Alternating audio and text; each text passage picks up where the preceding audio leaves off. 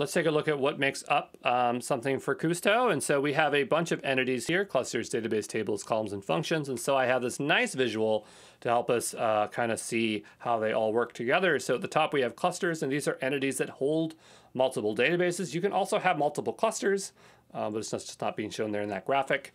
Then you have the databases themselves. These are named entities that hold tables and store functions. You have tables. These are named entities that hold data, and a table has an ordered set of columns and 0 or more rows of data, each row holding one data value for each of the columns of the table.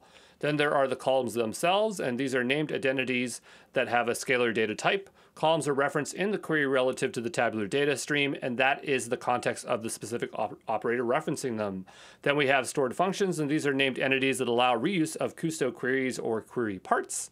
And then you got these external tables, and these are tables that live outside of your cluster. I think that you're referencing them from storage accounts, and they're in blob storage, so I think they could be like CSV files and stuff like that. But these external tables are used for exporting data from Kusto to external storage, so storage accounts, as for querying external data without ingesting it actually into Kusto. So hopefully that gives you an idea, the lay of the land there.